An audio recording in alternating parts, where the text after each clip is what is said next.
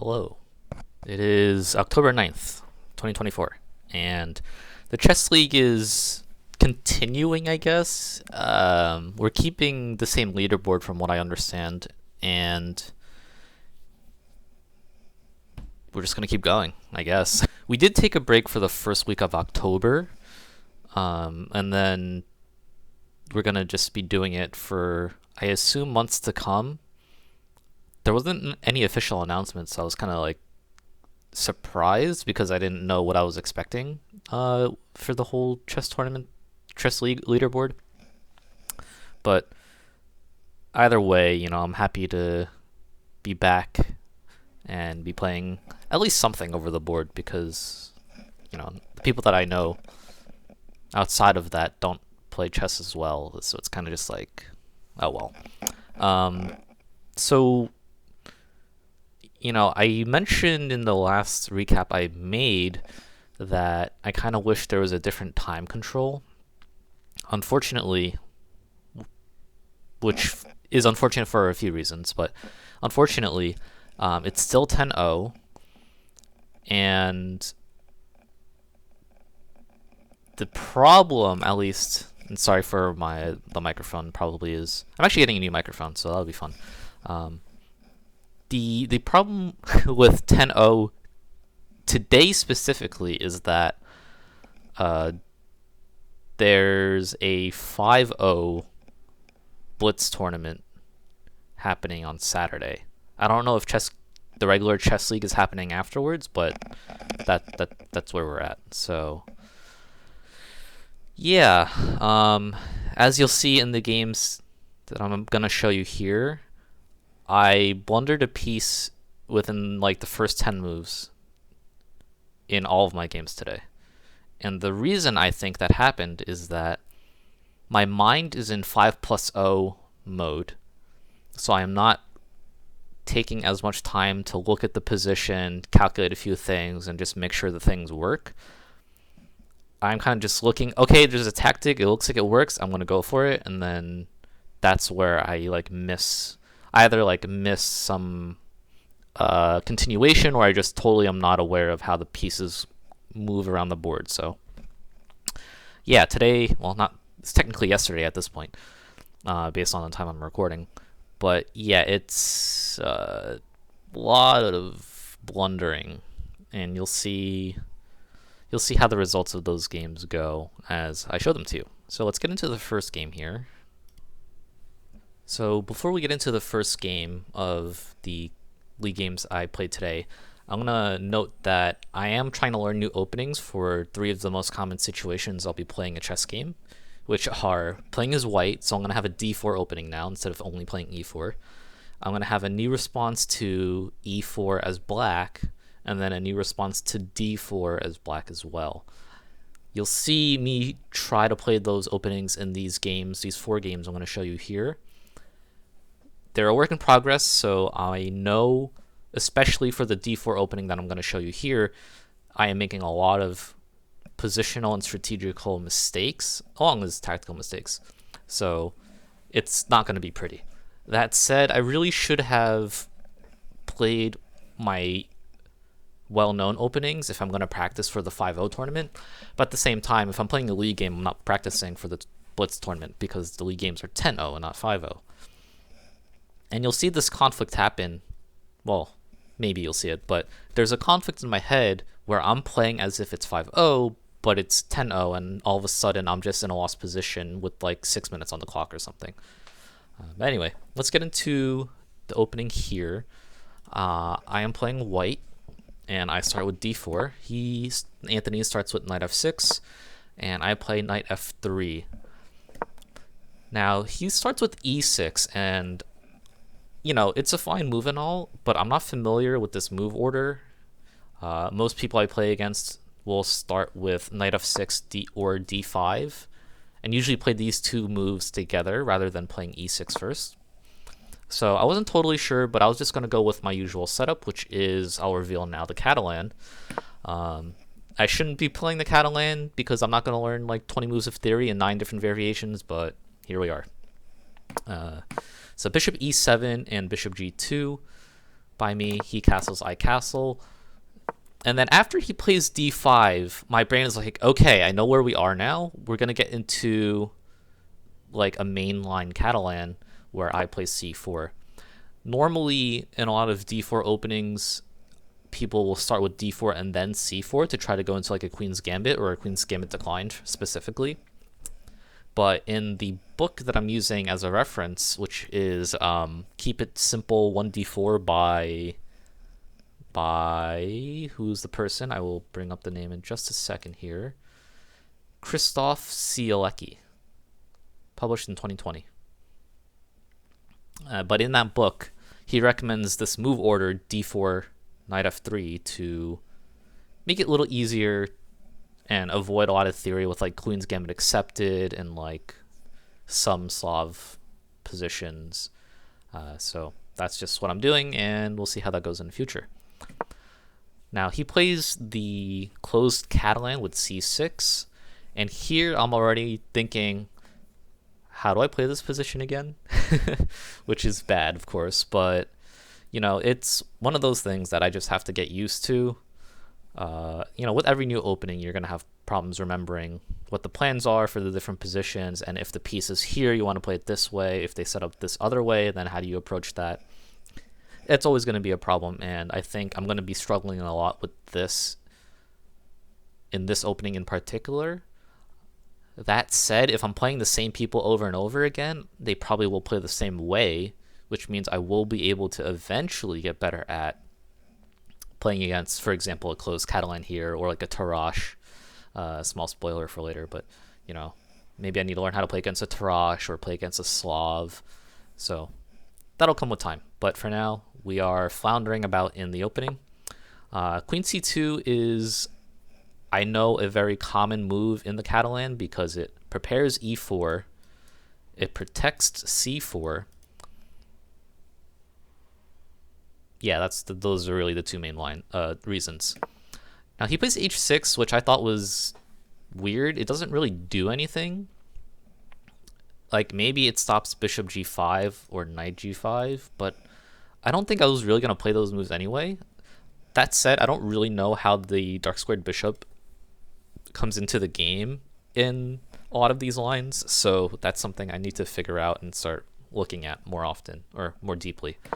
Now I start with knight c3, which is not a good move, and after, you know, studying up on the ideas after, or the night after the chess meetup, I realized I'm supposed to play knight d2, which I know that I knew that, but I didn't recall it in the game, which is really bad, right?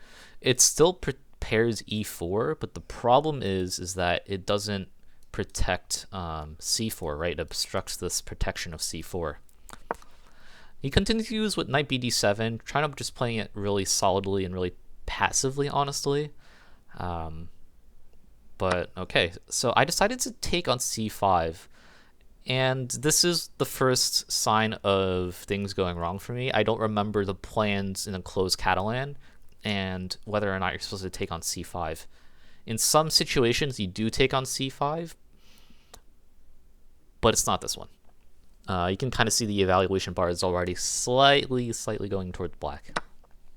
So c takes d5, which was the whole point of c6, I realize now. I play rook d1 to defend this pawn because I'm anticipating I'm going to play e4. This is going to open up, and then the queen will see the pawn. I've blundered many d4 pawns learning this opening because the queen is on c2 and not d1. b6 makes sense because he's trying to play bishop b7. I played knight d2 here, but it's the f knight coming here. So the problem with this move is that it does open the bishop, which is what white wants to do in the Catalan.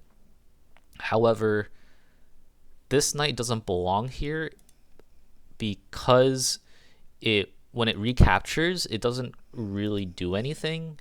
You know, you have sufficient amount of defense on this square here before the knight even comes here. Or sorry, so it would be like 2 defenders, 2 attackers. Like, you don't need to prepare e4 anymore. You can just play it right away.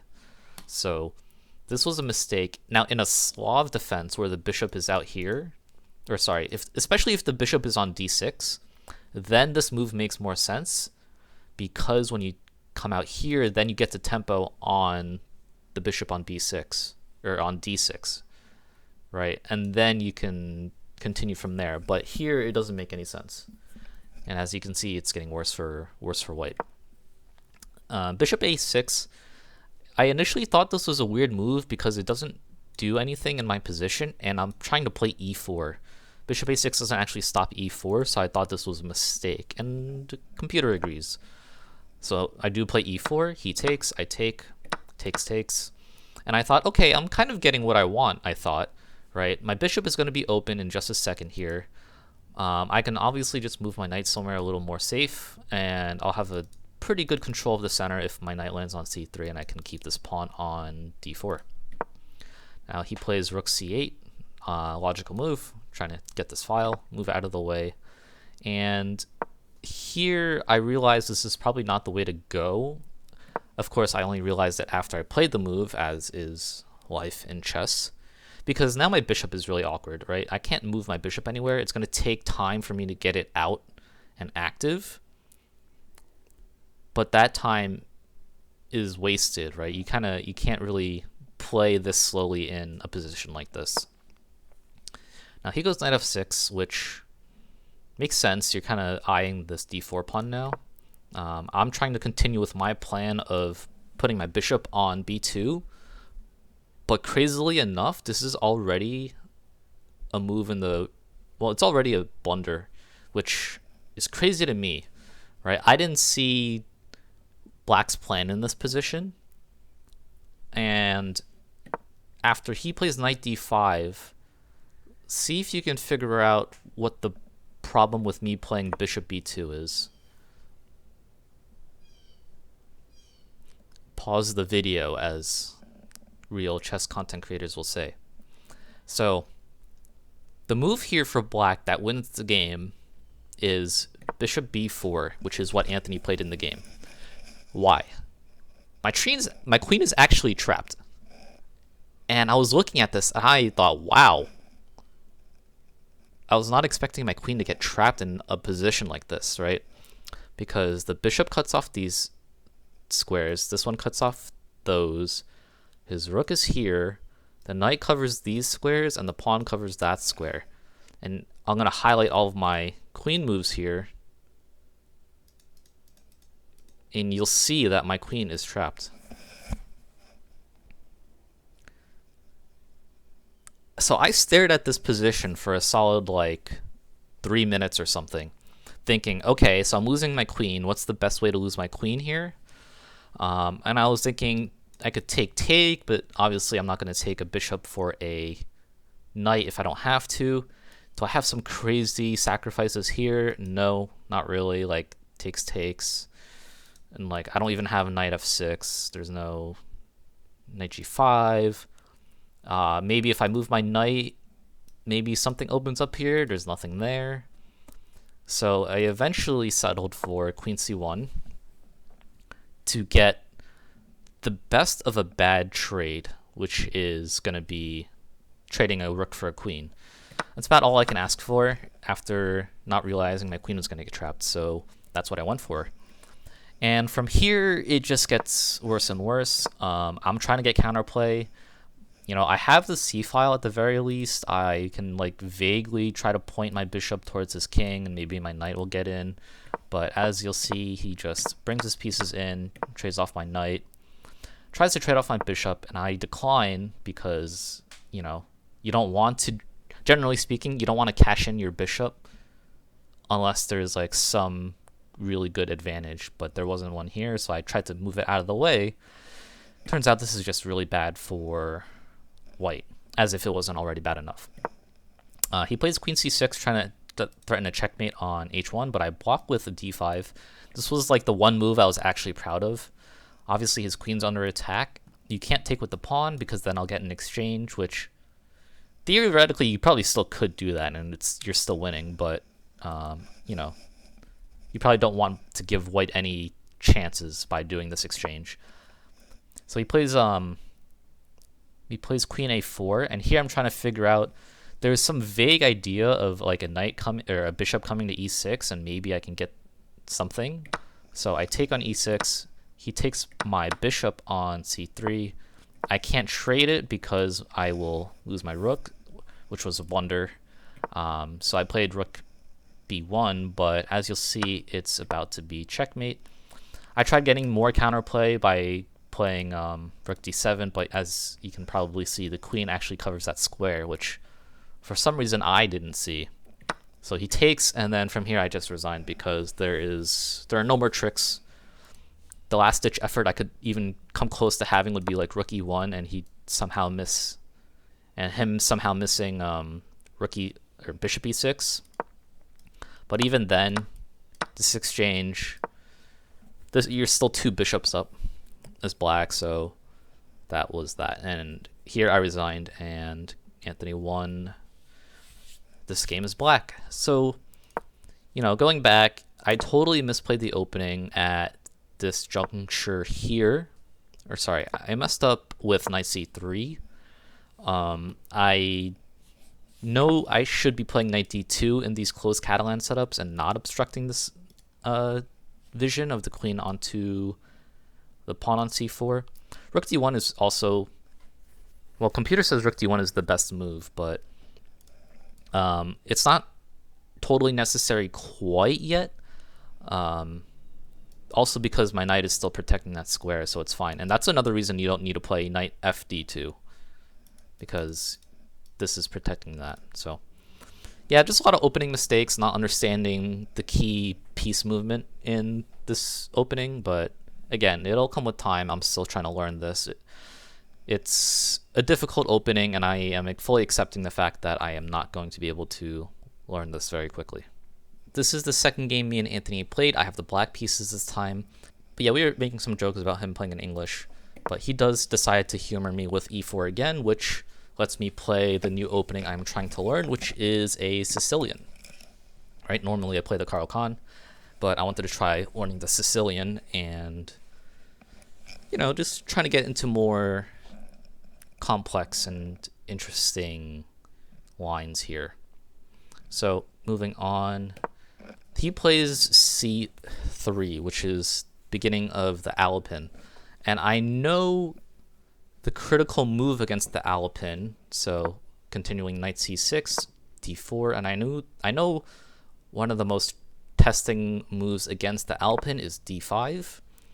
Thank you, Daniel Naroditsky, for his speedruns, and where I picked up this residual knowledge of the Sicilian. But after d5, I'm out of book. Like, I don't know what happens after this. All I know is d5 is the best move. Stuff happens later. So he takes on d5, and I take back with the queen. I thought this was logical. The knight can't come to c3 because there's a pawn in the way. Knight obviously could come to d2, but there's no tempo gained as if this was like a Scandinavian. So I was like, okay, great. He continues with knight f3. I take on d4, and he takes back, which is what I wanted. I wanted to try to play an isolated queen's pawn position where he has the isolated pawn, and I was going to blockade this pawn with something like knight f6, knight d5, or maybe even like put the bishop here and fianchetto the bishop this way to pressure the pawn and also blockade it. So I started with knight f6. In my head, that made a lot of sense because I'm going to start blockading the pawn, but apparently it's a big mistake. He continues with knight c3, which, should be the best move. It does justify him taking back, even though he gets the isolated pawn, he gets the tempo on my queen, which I didn't really realize when I played cd4, but I figured isolated queen's pawn, I should strategically understand what's going to happen here, is what I thought. And when I played queen back to d8, I realized d5 is pretty annoying, and my knight may have to just go to like either b4 or even back to b8, which would be really bad. But he starts with bishop b5, which I understand why he played it. He wants to just castle and play a normal game. I'm glad he didn't play d5. So I play e6 to prevent d5. He plays knight e5, trying to pressure the knight on c6 here. This is a common idea in some Caro-Kann positions where the bishop hasn't pinned this knight to the queen yet. So I'm totally familiar with this. I just played bishop d7. He takes the bishop, which I am fine with. So I ended up taking with the knight for whatever reason. I'm not sure why I didn't like queen d7. But yeah, I played knight takes, and again, this is not a good move because he can play d5 anyway, and it makes my position really awkward. But he castles. I play bishop e7. I'm trying to castle myself, just get out of the way of being in the center, right? He plays queen g4, and again, this is something I'm familiar with, this kind of idea where you put the queen on the g file and then you bring the bishop to h6 and you like try to force a concession here. But it doesn't actually work, as I'll show here. So I castle anyway. He plays bishop h6, trying to threaten mate. But it doesn't work because I have bishop f6. And I saw his next move, which was knight e4. I saw that he could come here, but when I calculated it, I'm like, okay, that's fine because I'll take back with the queen, and that continues to defend g7, and there's no more, there's no more checkmate nonsense. Plus, I do attack his bishop, so his bishop has to move. This is great, right? I'm totally fine here. So I play rook c8 because I know that this capture is not actually a threat. And I figured, okay, if you take the knight here later on, I can recapture with the rook and it's okay. So he continues, knight f6, I take back with the queen. Again, there's no checkmate here because the queen guards. He goes back to g5 with the bishop. And I saw two moves here. I saw queen g6 and I saw queen takes. I'll let you pause the video here and calculate which one of these is the better move. And the better move is queen g6 because it kind of pins the bishop to the queen. I'm threatening to play h6 or even f6. Probably h6 is better. And he kind of has to figure out how to defend this. He can very easily just play like queen g3, for example. Computer wants queen h4 instead. But, either way, I'm going to play h6. Bishop moves somewhere. And, life goes on. We just keep playing this position. Unfortunately, I chose the wrong move, thinking I had a tactic. I thought I had queen d4 because so I'm threatening this trade. If you take my knight, I take your queen. So okay, I was like, okay, great. And if you take my queen, I take your queen. And I thought it was an even trade. But I didn't calculate one step further and realize that my knight hangs at the end of the line. So unfortunately, what I played in the game was queen d4, and then he correctly took here first. Or sorry, he took my queen first, and I thought I still had this, but I did not. I took anyway because I kind of had to take anyway. And then he plays bishop d7, and now is where the pain begins. But it's okay, because the pain will soon end. I play rook c2, trying to get counterplay. Right, I'm thinking, okay, I think my plan in this position is get both of my rooks onto the second rank, try to dislodge the rook from defending this pawn here, and then gobble all the pawns and maybe force a draw. Or if I'm lucky, maybe a checkmate. So he plays b3 to not let the pawn hang. And I did not see that he actually had, or I actually had a move to win the bishop back. And the move here, I'll let you pause again to figure that out. The move here is actually rook c7 because you can't move the bishop anywhere without it getting taken, right? This is covered, and these squares are covered. So the only move would be bishop a4, but then I played b5 protected by the knight, which traps the bishop, so you'd have to do this. And now it's a even position. We both have 5 pawns. I have a 4-on-3 here. He has a 2-on-1 there. And this is totally playable. But I didn't see that. So I played rook d2, thinking, okay, I'm gonna try to unleash a discovered attack on the bishop by playing something like knight e2. And if I can win this bishop, then I can bring my rook to c8, double up my rooks, and then I'll have good counterplay. But I did not totally see the obvious move for white here. His bishop that has been sitting on g5 for a while can just take the rook. And here I just resigned because this is like the second or third game in a row where I've just blundered a piece for free for no good reason. So a lot of mistakes in this game, in the games so far, and I did make a lot of blunders just in general in the casual games as well, which, you know, you could say it's because I'm rusty and I haven't played over the board for a week, or it's because I'm in 5-0 mode, but, you know, either way, I shouldn't really be making these mistakes, and this is what happens. We had a new guy show up. His name is Sam. I think he's a teacher somewhere. But yeah, so he was new to the chess club, and we played 2 league games as well, and we'll see the continued problems that I'm having for that night, which is random piece blunders and not knowing my openings. So d4. Again, I'm trying to practice my new openings, which I probably shouldn't be considering I'm playing a 5-0 tournament on Saturday. Maybe I will bust out the d4 opening anyway, but we'll see what happens. So d4, knight f6. Again, just going into the usual Catalan setup. Sam also played the e6 move order, which, you know, got me concerned, but he played d5 the next move, so I was like, okay, so we are getting into this kind of territory.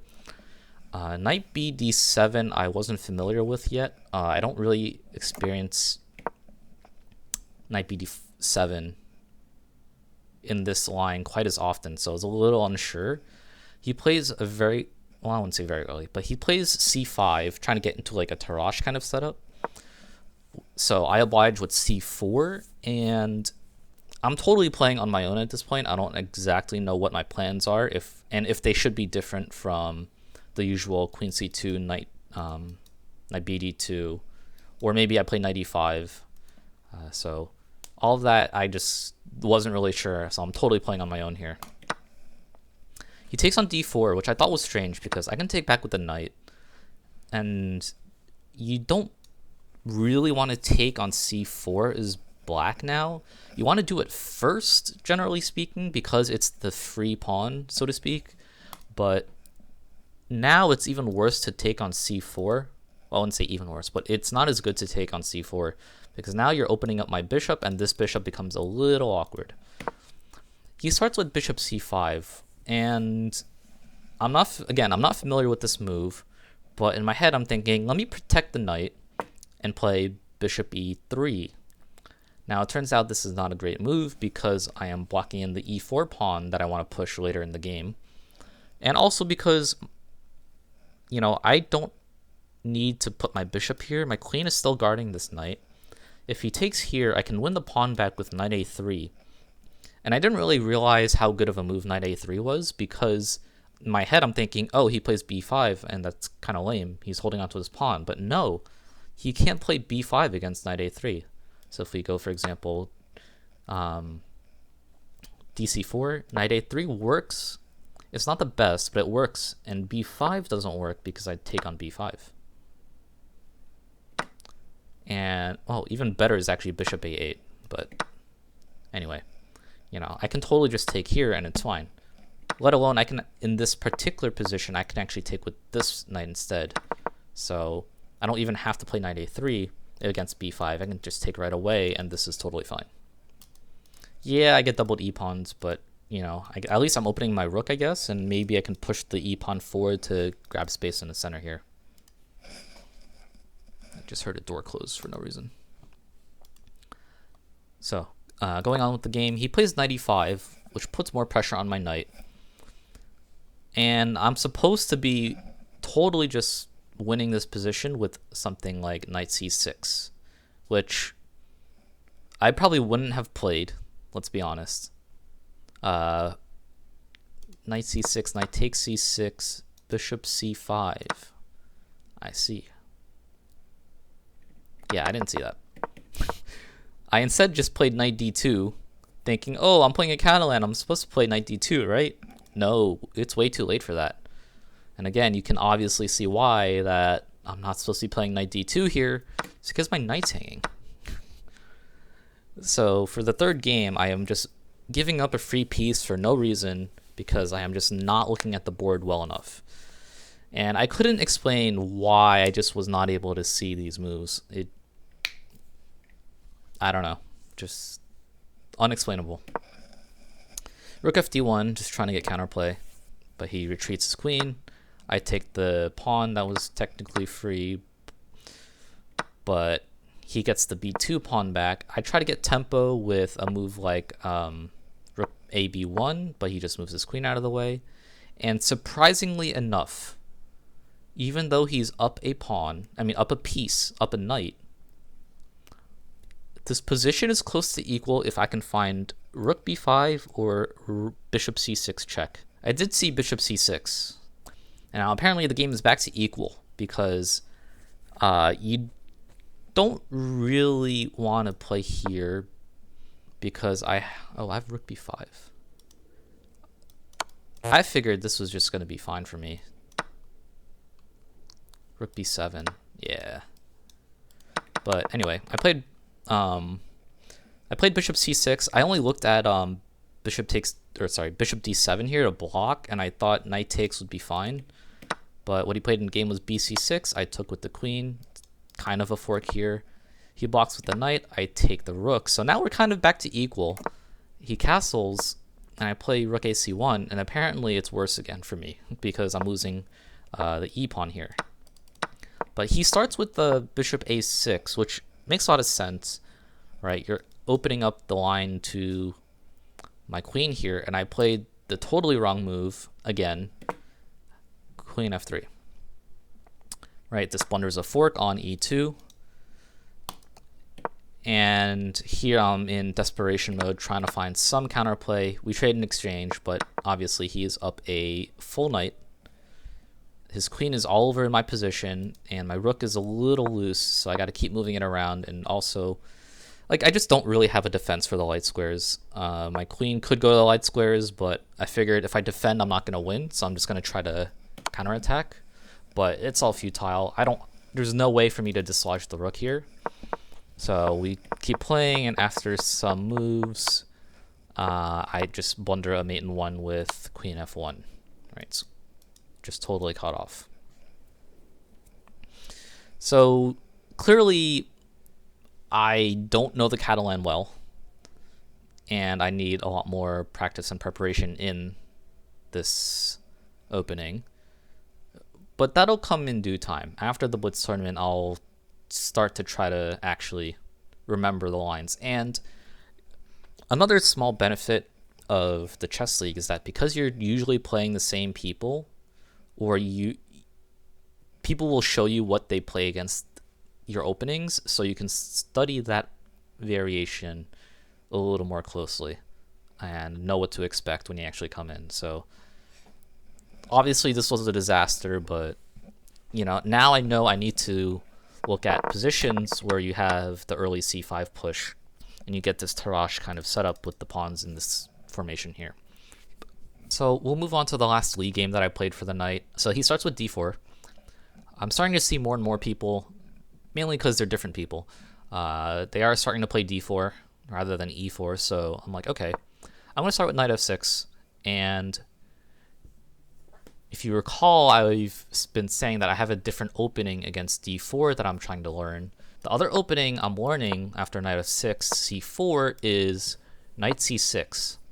This is called the two knights tango because in the most common variation, which is actually not the best variation, white wants to play d5 and kick the knights around and gain tempo. White argues that you're gaining space. So after a move like e4, defending this pawn here, black is preparing f4. Black tries to open up and chip away at the center, but after f4, knight g6, it's not a great position for white. Oh, e4 is hanging, so maybe something like knight c3. Black has a big center, but it's not quite like an Alakine where the knight is just randomly here and nothing else has happened. Black actually has 2 knights already in the center and is beginning to chip away at White's center. You can also argue that White is somewhat overextending, since these pawns are only defended by the bishops, and the bishops don't actually have as much scope as they would probably want. They want to be on open diagonals, of course. But anyway, he starts with bishop d2, totally giving up the c4 pawn. So I'm in a good mood. He plays bishop c3, which I thought was kind of weird. And I know the main plan in the Knight's Tango is that you want to play e6 or e5 if possible, and get this bishop out, castle, and you kind of have a pretty simple game. A pretty nice game, nothing really to worry about. So he plays e3, and I just totally played an autopilot move of bishop e7. So yet again, I am blundering a piece for no reason. Bishop takes c4. I don't know why I didn't see this diagonal opening. I just saw, ooh, I play bishop e7, I castle, I'm in good position. No. Your knight's hanging. So, yet again, I'm in a worse position and I'm trying to find counterplay. So I just start with castling because I should. de6. I oblige to the queen trade. I get the open file. Similar to a previous game I played where I'm getting the open file. I thought, okay, well, it's something, I guess. Knight c3, knight f3, bishop d7, just getting my bishop to do something. Then he castles, and here I was looking at this position, and I thought maybe something, maybe I can cook a little bit, as the kids would say here, because I can start getting a lot of tempo on his pieces, and maybe something will happen out of that. So I immediately saw b5, kicking his bishop, and it's protected by my bishop. I don't have to move my rooks to protect them. He goes back to b3. Now I'm threatening to potentially kick the bishop even more. And I realized that he can totally just go here, but I figured if you're going here, maybe it's okay, and if you're going here, that just looks awful. But he plays bishop e5, targeting my weak c pawn, but I'm just going to push that as well. It's protected by my other bishop. So you can kind of see here, like, maybe something can happen because my pawns are protected by the bishops, even though they're a little passive. And this rook is protecting the a pawn. Maybe I have something here, even though it's still +2, +3. So to save the details, I am trying to get an initiative, and I kind of do have one, right? My pawns are rolling up the board.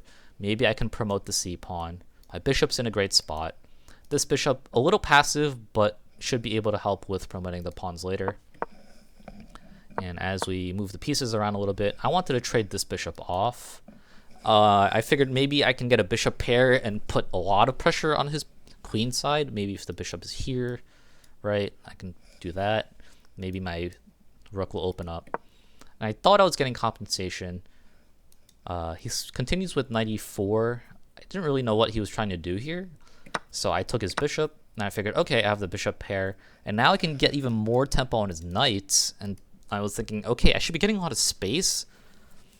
I figured, okay, this game is slowly coming back to me, as I totally forgot to update the order of the names there. So I played f5. I thought f6 wasn't totally necessary because it blocks my bishop from coming onto this diagonal. And I probably could have just played f6 anyway to try to kick his knight backwards, but I just went with the immediate f5, thinking if I play f6, I'm putting pressure anyway. I'm getting that tempo anyway, so, it would actually be a small waste of tempo to play f6 first, because then bishop f6 doesn't come with tempo. So f5, he retreats his knight. I move my bishop onto this diagonal, and I'm thinking, okay, this is starting to look good. And then he plays f4. I'm like, oh, maybe it's not as good as I thought it was. I played rook d2, thinking, okay, getting onto the second rank, maybe I can cause some problems here. even though computer says it's inaccurate, which is great. And then he sacks his knight on f5, and I spent a lot of time here thinking, okay, why are you sacrificing your knight? And I looked at, my first instinct was, why can't I just take back? So I looked at this, bishop takes, and then, I thought I was missing something here. Like, is there like some kind of construction where he can maybe something will happen? Like, I can move my rook out of the way, this check, I can go here, right? And he told me after the game, he wanted bishop e6, king h8, but I saw that he has this check, and it's kind of like a windmill, or I guess you would just take here right away. And I was like, okay, yeah, I'm not going to go into that, obviously. So I took here, he takes back, and in my mind, I'm thinking, okay, I won my piece back. You got your bishop active,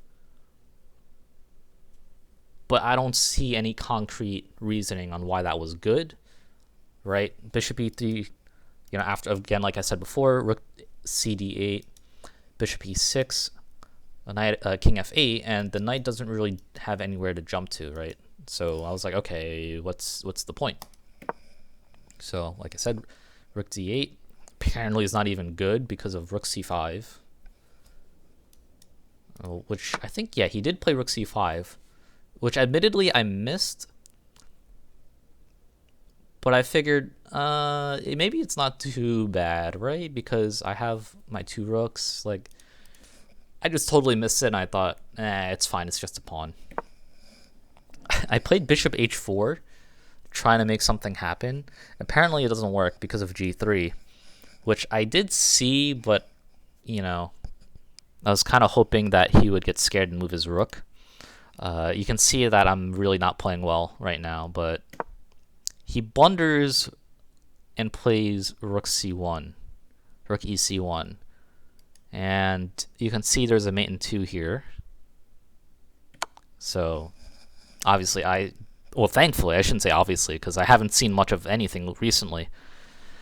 So I did find mate in 2, rook d1, rook d1, rook d1.